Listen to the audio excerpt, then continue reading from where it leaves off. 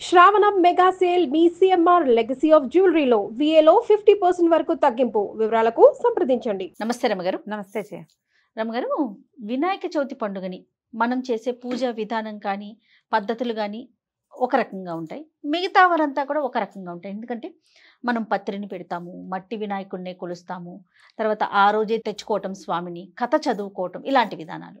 కానీ అన్ని ప్రదేశాల్లో మనం ఇది చూడం. మనం ఈ పద్ధతిని ఎందుకు వినాయక చవితిని జరుపుకుంటాం? అంటే దీని వెనుకాల ఏమన్నా? ఇప్పుడు గణపతి చతుర్థి దేశమంతా ఒకటే. అవును, చవితి నాడు పూజ చేసుకోవాలి. ఈయన ఈరోజు జన్మించాడు, ఆయన పుట్టినరోజు, అందుకని పూజ చేసుకుంటాం. దేశమంతా అలాగే చేస్తాం.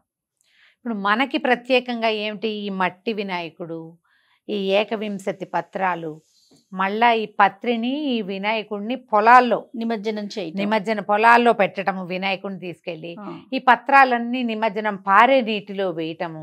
మనకు అవకాశం లేదు కాబట్టి మనం హుస్సేన్ సాగర్లో తీసుకెళ్ళి పెడుతున్నాం. కానీ పూర్వం ఏం చేసేవాళ్ళు, పంట పొలాల్లో అక్కడ పెట్టేసేవాళ్ళు. అవును, అప్పుడు ఇప్పుడు ఇంతంత రంగులు ఈ రకరకాల కొబ్బరి పిచ్చితోటి, ప్లాస్టర్ ఆఫ్ ప్యారిస్ తోటి ఇంత పెద్దవాడిని అలా ఏం చేసేవాళ్ళు కాదు. అవును, మనం మండపాల్లో చేసిన వినాయకుడు అయినా కూడా చిన్నదే మట్టి వినాయకుడిని చేసేవాళ్ళు.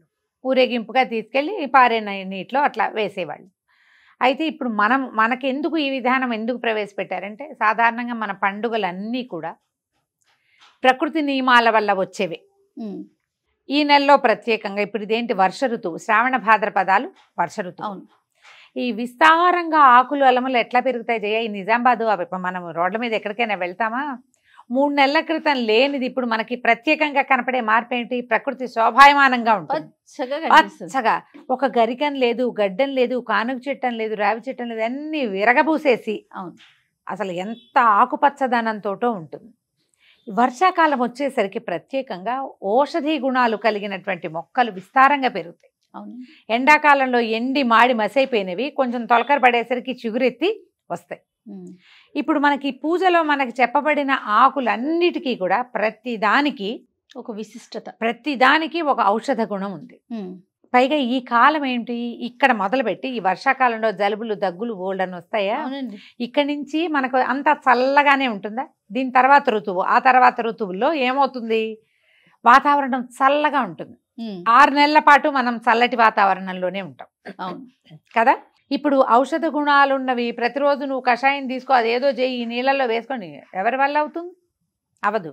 ఈ 21 పత్రాలతో ఇంటింట్లోనూ ఈ ఆకులతో పూజ చేసి ఈ ఆకులన్నీ పట్టుకెళ్ళి నదుల్లో వేస్తారు. నది నీటిలో ఇవి నానిపోతాయి, కుళ్ళుతాయి కూడా.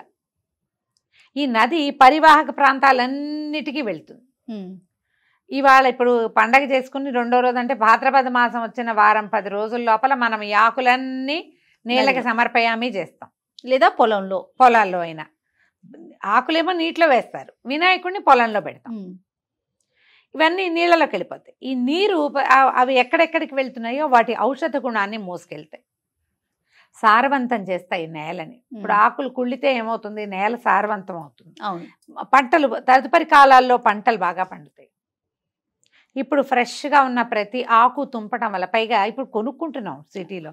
ఇదివరకు ఏం చేసేవాళ్ళు, ఆకులు కోసుకొచ్చేవాళ్ళు. ఆ చెట్టు నుంచి తుంపటం వల్ల కూడా ఔషధ గుణాలు శరీరంలోకి చేరుతాయి. ఒకటి, అక్కడి నుంచి ఫలానా పేరు చెప్తారు, ఒక బృహతీ పత్రం సమర్పయామంటే బృహతీ పత్రం తీయాలా. నేను ఒక్కటే వేయను, 3-4 కూర్చుంటాం. ఇంట్లో పిల్లలుంటే 4 పిల్లలుంటే తండ్రి 4 పిల్లలు కూర్చుంటే అందరూ తలా ఒక పత్రము వేస్తాం. ఆ పత్రాలు ముట్టుకోవటం వల్ల కూడా ఔషధ గుణాలు శరీరంలోకి వెళ్తాయి. ఇప్పుడు మనం చేస్తున్నది ఏం చేస్తాం, మనం అలంకారానికి బాగా ప్రాధాన్యత ఇస్తాం. ఎన్ని లైట్లు పెట్టాము, ఎంత గ్రాండియర్ చేసాము, వాళ్ళు ఎవరినో పిలిచి ప్లానర్స్ని పిలిచి ఎంత బాగా ప్లాన్ చేసాము అనే కాలాన్ని బట్టి మారుతుందమ్మా. అది తప్పని కాదు, కానీ ఇదివరకటి విధానం ఏం చేసి ఇట్లా చేసేవాళ్ళం. మా ఇళ్ళలో అయితే తల్లులు వంటలో ఉండేవాళ్ళు, పూజ అవుతుండగా పత్రి ఉంచి పత్రి వేసేవాళ్ళని చేయ. ఇప్పుడు నేను కూడా అంతే చేస్తా. నా పత్రి నా కోసం నేను పక్కన పెట్టుకుంటా, నేను మళ్ళీ నామాలు చదువుకుని పత్రి వేసుకుంటాను. ఓకే, ఆ పత్రం ముట్టుకుంటే దాని యొక్క ఔషధ గుణం మన చర్మం ద్వారా శరీరంలోకి వెళ్తుంది. ఇది అవసరం. అందుకని మన ప్రాంతానికి ఈ పద్ధతిని ప్రవేశపెట్టారు. ఇప్పుడు మన పండగ మన తాతో నాన్నో నిర్ణయించింది కాదు. అవును, కాదు.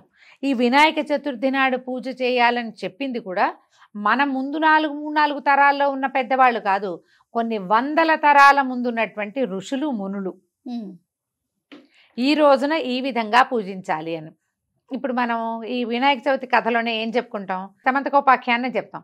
శ్రీకృష్ణ పరమాత్మ కూడా ఈ రోజున గణపతిని పూజించండి అని చాటించాడని వింటాం కదా ఆ కథలో. అంటే ద్వాపర యుగంలో కూడా గణపతి పూజించబడ్డాడు. అంతకు ముందు కూడా ఉంది గణపతి పూజ, ఎప్పుడు ఉంది. పూజా విధానాల్లో ఏవో చిన్నపన్న మార్పులు వచ్చుంటాయి, పూజ అయితే ఖచ్చితంగా ఉంది. అవును. ఇప్పుడు మన ముందు తరాల్లో ఉన్న ఋషులు మునులు ద్రష్టలు, వీళ్ళని ఏమనాలి, ముందు చూడగలిగేవాళ్ళు, భవిష్యత్తుని చూడగలిగేవాళ్ళు. వాళ్ళు ఏం చేశారు, విజనరీ పీపుల్ అంటాం మనం. వాళ్ళు ఏం చేశారు, ఇప్పుడు మానవులకి శారీరకమైన ఆరోగ్యం కావాలి ఒకటి, తర్వాత వీళ్ళకి కొంత ఆధ్యాత్మిక ధోరణి అలవర్చుకోవాలి 2, 3 వాతావరణం మరింతగా శుభ్రపడాలి. ఈ సమయంలో వస్తున్నటువంటి మొక్కలో చెట్లో వాటిలలో ఔషధ గుణాలన్నవి మళ్ళీ నీటిలో చేరాలి. పూజించబడిన మట్టి గణపతి మళ్ళీ మట్టిలోకే చేరాలి. మానవుడికి ఒక ప్రబోధం, నువ్వు దేని నుంచి పుట్టావో అందులోకే పోతావు రా అని. అంతేగా. మేమేం చేసేవాళ్ళం అంటే పొలంలో పెట్టేసేవాళ్ళం గణపతిని, ఈ ఆకులనేమో చెరువులో వేసేవాళ్ళం. పువ్వులు వదిలేసేవాళ్ళం, పువ్వులు మొక్కల్లో వేసేసి ఆకులు మాత్రం తీసుకెళ్లి పంటకాలవల్లో చెరువుల్లో వేసేవాళ్ళం. ఈ విధానం ప్రకారం చేయటం వల్ల ఏమవుతుంది, మనకి తర్వాత సంవత్సరం తర్వాత కమింగ్ డేస్ లో కూడా మనకి ఆరోగ్యం బాగుంటుంది. అవునవును. అందుకని ఇలాంటి పద్ధతి ప్రవేశపెట్టారు. ఇప్పుడు చూడు 21 పత్రాలతో చేయిస్తాం. ఏకవింశతి పత్రం ఎందుకు అని ఒక ప్రశ్న ఎప్పుడు వస్తుంటుంది. ఎందుకు 21? 20 ఎందుకు కాలేదు, 19 ఎందుకు కాదు, 22 ఎందుకు కాదు? మానవ దేహం మనకి పంచ కర్మేంద్రియాలు, పంచ జ్ఞానేంద్రియాలు, 2 5 10, తర్వాత పంచ ప్రాణాలు, పంచ ఉప ప్రాణాలు 20, 2 5 10, వీటితో పాటు మనసు 21. ఈ 21 తత్వాలకి ప్రతీకగా మనం 21 ఆకులు వేస్తాం. ఒక్కొక్క దానికి ఒక్కొక్కటి, లేదా పంచ ఉప ప్రాణాలు కాదు అనుకుందాం. పంచ ప్రాణాలతో పాటు మనకి పంచభూతాలు ఉన్నాయి.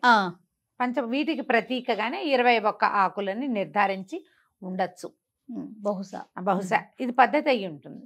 మనం అందుకని ఏం చేస్తాం, పోనీ ఒకవేళ పత్రాలు దొరకలేదు, దూర్వాయుగ్మ పూజ ఎలాగో చెప్తారు, వాకిళ్లలో కేవలంగా పెరుగుతుంది గరిక. అవును, గరికను తెచ్చి పూజిస్తాం. ఈ విధంగా పూజించడం వల్ల ఏంటంటే మనం ఆ గరికని ముట్టుకోవటము, గరికని సమర్పించటము, గరికని మళ్ళీ నీటిలో వేయటము, ఇవన్నీ కూడా మనకి తర్వాత రోజుల్లో ఆరోగ్యంగా ఉండటానికి ఉపయోగపడేవి. పూర్తిగా మన ఆరోగ్యం కోసమే కదా రమ్మగారు. అంతే, భక్తి శ్రద్ధలకి ఎంత ప్రాధాన్యత ఇచ్చాము, ఆరోగ్యం మీద కూడా అంత దృష్టి పెట్టే పెద్దలు నిర్ణయించారు. మీరు ఏ పండగైనా కార్తీక మాసంలో పొద్దున్నే స్నానాలు చేయాలి, ఆరోగ్యం కోసమే. అవును, సీజన్ని దాన్ని గెలవడానికి మనం ఈ పని చేస్తాం. మరి మీరు ఆలోచించి చక్కగా ఇవన్నీ పండుగను ఎందుకు జరుపుకోవాలి అని అనుకుంటే ఆ ప్రశ్నకి మనకి సమాధానం దొరుకుతుంది. మీరే ఆలోచించుకున్నా మనకు అర్థమవుతుంది. ఈ పత్రాల్లో కొన్నైనా మనం కోసి మనమే వెతుక్కుని, ఇది వరకు జయ హైదరాబాద్ చుట్టుపక్కలంతా మనకి బోళ్ళంత గ్రీనరీ ఉండేది. ఊళ్ళల్లో కూడా ఏం చేసేవాళ్ళు, పిల్లలు పోయి తెచ్చుకునేవాళ్ళు. మేమైతే మా ఊళ్ళో వెతుక్కుని తెచ్చుకుంటుండే వాళ్ళు. ఏవో 1 2 దొరికేవి కాదు, మిగిలినవన్నీ దొరికేవి. అవకాశం ఉన్నవాళ్ళు సొంతంగా దొరికించుకోండి. పత్రి కొనగలిగితే కొనుక్కోవటం, ఏరుకుని రాగలిగే అవకాశం ఉంటే మరీ చక్కగా చేయండి, పిల్లలతోటి చేయించండి. అవన్నీ వాళ్లే స్వయంగా తెంపితే ఇంకా మంచిది. అందుకనే మనకి ప్రత్యేకంగా ఇలాంటి విధానాన్ని మళ్ళీ చూడు, ఈ రోజున అస్సలు నూనెలు లేకుండా, మసాలాలు లేకుండా, ఏ హైరానా లేకుండా కమ్మని భోజనాన్ని పెడతాం మనం. అవును, మీరు ఈ ప్రత్యేక దినం రోజునైనా మనం ఒక పదార్థం తింటావా? ఇప్పుడు ఇందులో చూడు, ఈ వినాయక చవితి ఒకటే కాకుండా నెల నెల వచ్చే సవితి పండుగలు చేసుకునే పద్ధతి కూడా కొన్ని చోట్ల కనపడుతుంది. సంకటహార చతుర్థి చేస్తాం, ఆ రోజును కూడా అంతే. మనమేమి మసాలాలు గిసాలాలు చేయం, కుడులో ఉండ్రాళ్ళు నివేదన పెడతాం. బుద్ధికి ఎక్కువ మసాలాలు ఇవ్వద్రా నాయన, దానికి సరిపడా ఇస్తే చాలు. అవును, ఎంత సాత్వికత ఇస్తే అంత మంచిగా పనిచేస్తుంది. ఈ దరిద్రాలన్నీ వినకుండా ఉంటాం, మనం ప్రశాంతంగా ఉంటాం, ఆరోగ్యం బాగుంటుంది అని చెప్పడానికే ఇలాంటి ఆరాధనా క్రమాన్ని మనకి అలవర్చి ఉండవచ్చు. పిల్లలు కనుక మనకి ప్రశ్నిస్తే వినాయక చవితిని మనం ఎందుకు చేసుకోవాలి అంటే ప్రకృతితో మమేకం అవటం, ఆరోగ్యాన్ని కాపాడుకోవటం. అంతే. రైట్ అమ్మగారు, మరొకసారి వినాయక చవితి శుభాకాంక్షలు.